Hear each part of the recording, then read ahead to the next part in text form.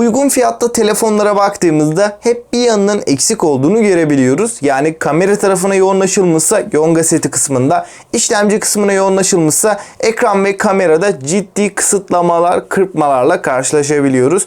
Bu noktada uygun fiyatlı cihazlarda genel deneyimde çok iyi olmayan cihazlar olduklarını da söyleyebilirim. Baktığınız zaman Realme 8 modeli her anlamda işimizi çok rahatlıkla görebilecek ve genel toplamda da çok dengeli bir pakete sahip diyebilirim. Fiyat performans şampiyonu olarak da şu anki fiyat aralığını düşünürsem söyleyebileceğimiz bir model diyebilirim. Fiyat performans açısından da çok başarılı bir cihaz. Şu anda 4300 TL bandında Realme 8'i bulabiliyoruz. Yani yaklaşık bir asgari ücretle alınabilecek bir telefondan bahsediyoruz. Asgari ücretle alınan diğer telefonlara baktığımız zaman gerçekten çok ciddi bir uçurum olduğunu söyleyebilirim. Realme 8 kendi fiyat bandındaki rakiplerine göre de çok ciddi bir şekilde ayrışıyor. Realme 8 almayı düşünüyorsanız bu video bence oldukça faydalı olacak. Her zamanki gibi Realme 8'in tüm artı ve eksilerinden detaylıca bahsederek incelemeyi yapacağız. Bu tarz çalışmalara destek vermek için videomuzu beğenmeyi ve abone olup bildirimleri de açmayı unutmayın. İsterseniz daha fazla uzatmadan tasarımla incelemeye başlayalım.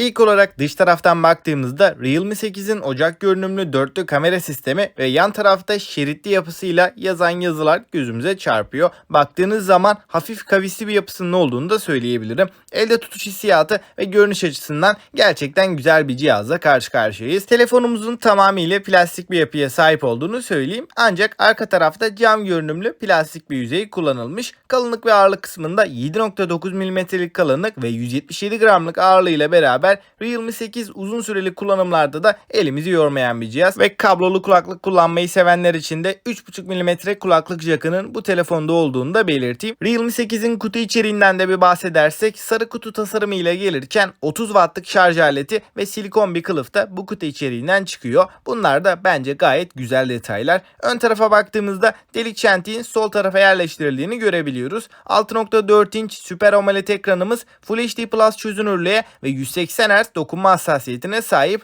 411 ppi gibi oldukça yoğun bir piksel yoğunluğuyla gelirken ekran tazeleme hızı 60 Hz olarak kalsa da dokunma hassasiyetimizin çok yüksek olmasıyla beraber telefonu kullanırken almış olduğumuz deneyim bir kademe daha üste çıkıyor. Ekran kalitesi açısından bu telefonda herhangi bir şeyler izlerken, içerik tüketirken renkler, keskinlik ve kontrast olarak oldukça beğendiğimi söyleyebilirim. 1000 nit maksimum parlaklığa da Realme 8'in ekranı ulaşabiliyor. Her türlü kullanım senaryosunda çok iyi bir ekran deneyimi alabiliyoruz. Eğer bu cihazı alacaksanız ekran ile ilgili kafanızda en ufak bir soru işareti kalmasın. Kamera tarafına bakarsak arka tarafta dörtlü kamera sistemi bizleri karşılarken ana kameramız 64 megapiksel 6 elementli lense sahip olan f1.79 diyafram açıklığında oldukça kaliteli bir kamera. Yardımcı kameralarda şu anda ekranda görüyorsunuz. Fotoğraf çekim kalitesine göz atarsak ana kamera başarımı diğer kameralardan net bir şekilde ayrışıyor. Çektiğimiz fotoğraflar hem aydınlık ortamlarda hem loş ışıkta oldukça tatmin edici.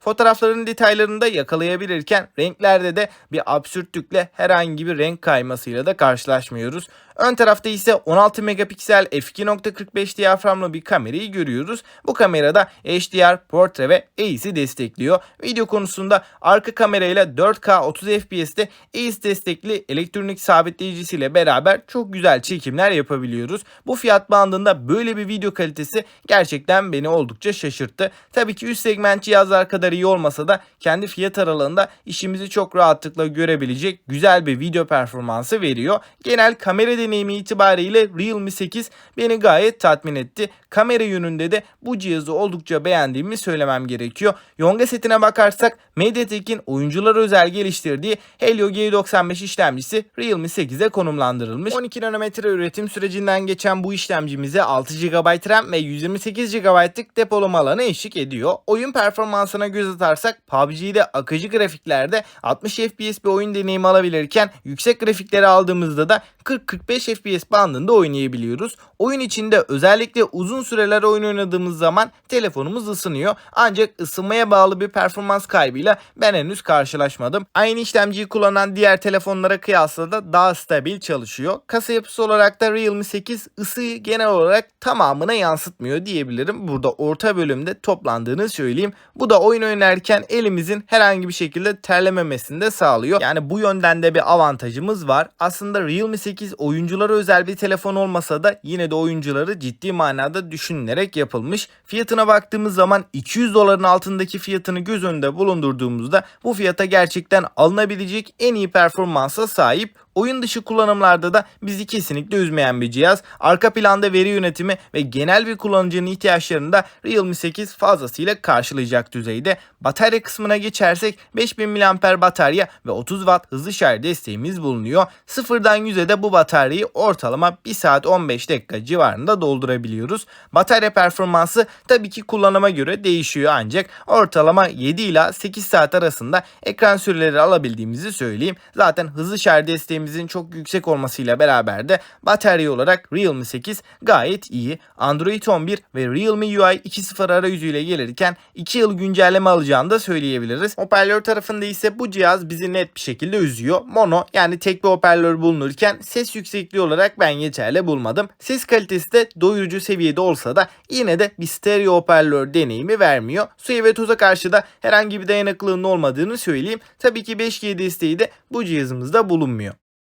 Evet dostlar, şimdi hızlı bir değerlendirme yaparsak Realme 8 özellikle 3 noktada ciddi manada öne çıkan bir cihaz. Kamera, ekranı ve performansı kamera tarafında testlerde gördüğünüz gibi gayet başarılı sonuçlar veriyor. Video kısmında da gerçekten çok iyi seviyede olduğunu düşünüyorum. Burada optik bir sabitleyicimiz yok. Ancak ACE desteğiyle beraber yani dijital görüntü sabitleyicisiyle çok iyi işler çıkarabiliyor. Titreşimler neredeyse minimum seviyede diyebilirim. Video konusunda şu fiyat bandındaki diğer rakiplerine baktığım zaman Redmi Note 10S'ten dahi daha iyi bir performans verdiğini de gönül rahatlığıyla söyleyebilirim. Özellikle kamera kısmında beklentiniz yüksekse bu fiyat bandında bence alternatif olmayan bir cihaz. Performans olarak en büyük rakibi olan Redmi Note 10S ile çok benzer bir performans veriyor. Termal açıdan Realme 8'i ben biraz daha başarılı bulduğumu söyleyebilirim. Yani ısınma konusunda Realme 8 Redmi Note 10S'ten aynı işlemciyi kullanmasına rağmen biraz daha az ısınıyor diyebilirim. Realme 8 Redmi Note 10S'e göre stabilizasyon konusunda biraz daha başarılı. Arada çok büyük farklar yok ancak uzun süreli oyun oynadığımızda Realme 8'in bariz bir şekilde daha stabil olduğunu söyleyebilirim. Yüksek grafikli oyunlarda 60 FPS desteğini rahatlıkla veriyor. Note 10S'te çok büyük farkının olduğunu düşünmüyorum ancak özellikle uzun süreli oyun oynamayı seviyorsanız Realme 8 Redmi Note 10S'ten biraz daha mantıklı gibi gözüküyor. Arayüz akıcılığı, genel uygulamaların performansı da gayet yeterli düzeyde. Her türlü kullanımda seri, tepkisel çalışan bir cihazla karşı karşıyayız. Burada batarya kısmından da değinirsek 5000 mAh'lik batarya ile oyun odaklı bir kullanımda dahi bir günümüzü rahatlıkla çıkartabiliyor. Realme 8'de batarya konusunda da performans olarak da kamera olarak da en ufak bir problem yaşayacağınızı düşünmüyorum. Zaten uygun fiyatlı bir cihaza baktığımızda en önemli olan 3 kısımda bu telefonda bulunuyor. Bu da cihazı gerçekten öne çıkaran en büyük detaylardan diyebiliriz. Ekran kalitesi de söylediğim gibi siyah renk başarımı olsun, genel kontrast oranı ve çözünürlük açısından da çok başarılı. Burada eksi diyebileceğimiz tek nokta Realme 8'in ekranında yüksek bir tazeleme hızının kullanılmaması. 60 Hz'lik standart panelimiz cihazımızda bulunuyor. Ancak bu da çok büyük bir dezavantaj sayılmaz. Şu anda baktığınızda iPhone 13'te halen 60 Hz'lik bir panelle geliyor.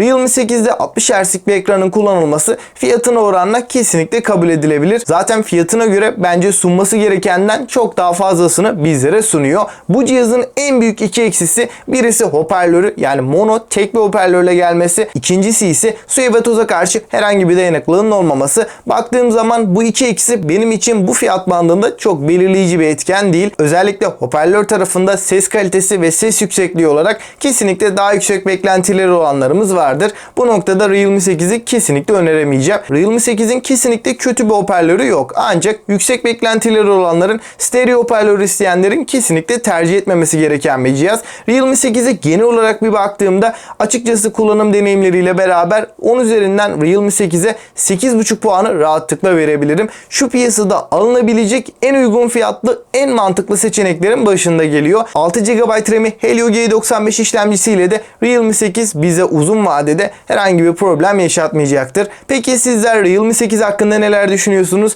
Alınır mı alınmaz mı? Görüşlerinizi yorumlarda bekliyorum. Gelecek videolarımızdan haberdar olmak için de abone olup bildirimleri de açmayı unutmayın. Bir sonraki video kadar kendinize iyi bakın ve hoşça kalın.